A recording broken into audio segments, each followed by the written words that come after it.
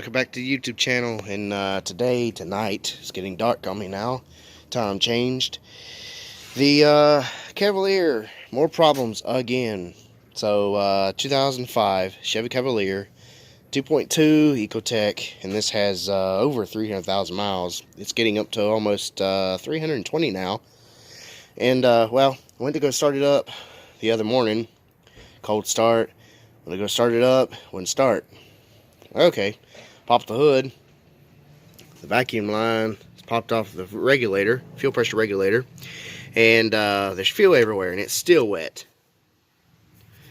So, and I smelt fuel through the whole engine bay. I'm like, oh, that's nice. So, I guess I finally figured out what my intermittent of misfire codes and loss of power and check engine light and everything else that would just, it would come and it would go and it would come back and then it would go again.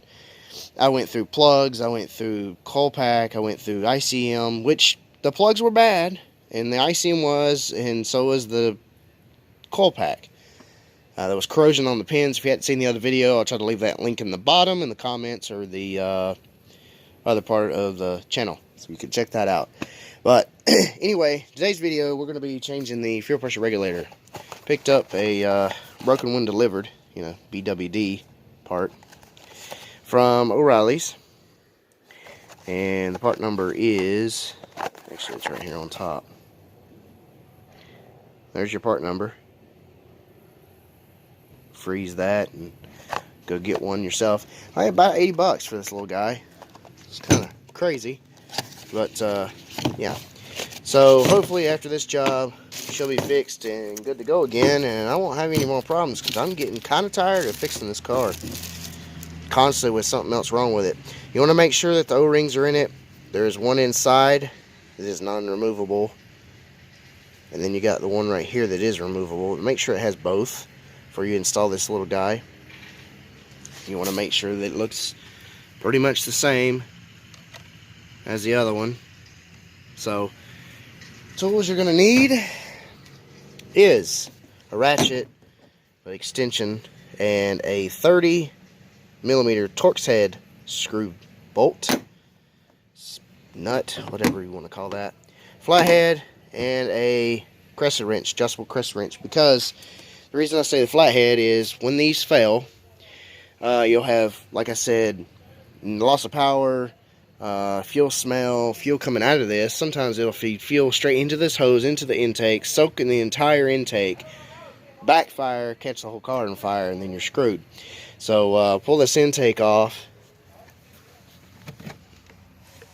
You can see it's wet in there. So evidently I had a slightly ongoing issue and didn't know it. I pulled this vacuum hose off before and checked it, and it was dry. But when I rubbed the very end of it, and I could smell fuel, just a hint of it. And I figured, nah, you know, it's whatever, but evidently that's what it was. It was actually going bad this whole time. So, make sure there's no fuel in here. If there is, take the whole intake off, clean that, put it back on. I want to do that off camera. However, pop the vacuum hose off. You got the 30mm Torx head bolt right here to take off. And then you have the line. That is a 15/16, or just use a crescent wrench. Go straight at this. Wow, that was actually pretty easy. Shouldn't have been that easy. I doubt anybody's been in this before, but you know, you never know. Car from 05 with the mileage. So I'm gonna get some paper towels. I'm gonna soak up some of this, so we don't get it everywhere. As you get the line out, just pop that guy outward. And we're going to take that nut out.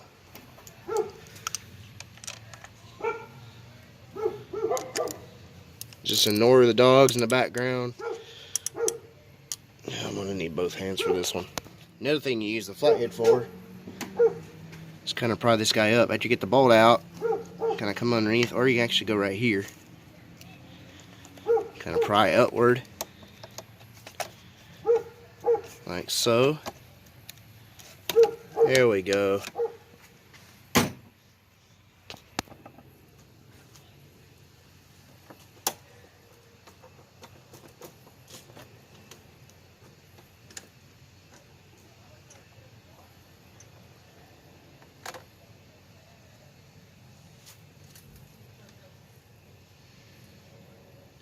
Whew.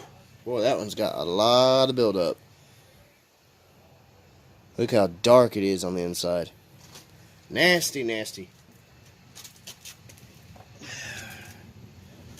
Dry this fuel up so I can pop the O-ring in.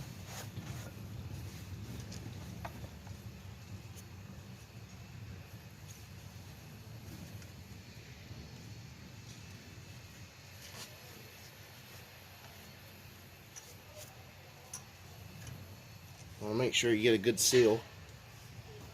And crazy as it sounds, you want to take the new part and the O-ring.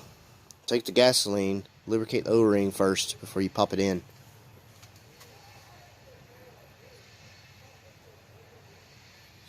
All around it.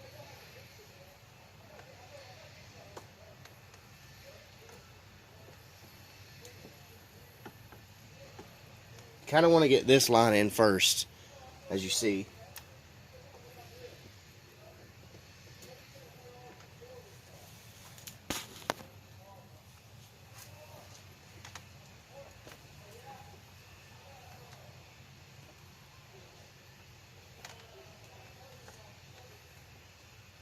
You'll feel it pop in, and then after that, put the bolt back in.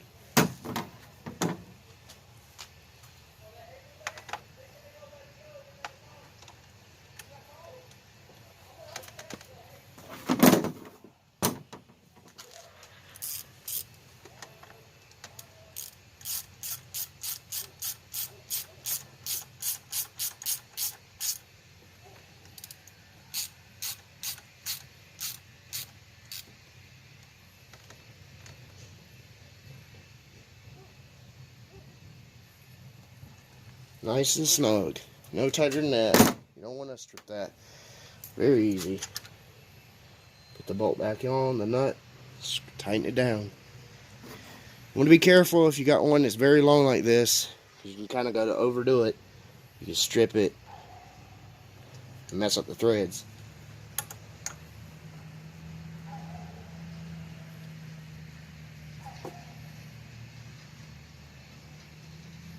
That right there, I think I'll call that done. Pull the intake off and make sure there's no stuff into that. Real quick. Get this cleaned out. Looks pretty dry in the very back. It's just right here on the end. Better be safe and sorry. Alright, let's prime it. See if it got any leaks. I'm not going to put the hose on yet. I want to make sure it doesn't shoot out fuel like the old one did.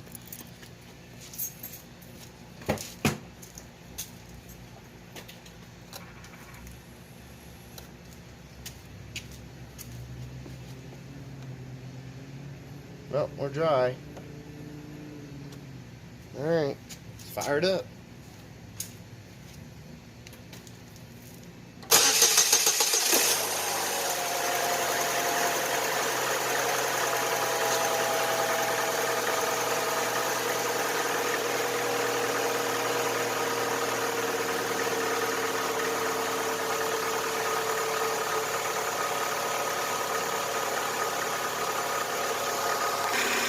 Yeah, it seems to be running good. It's been sitting here running for about 5 minutes now.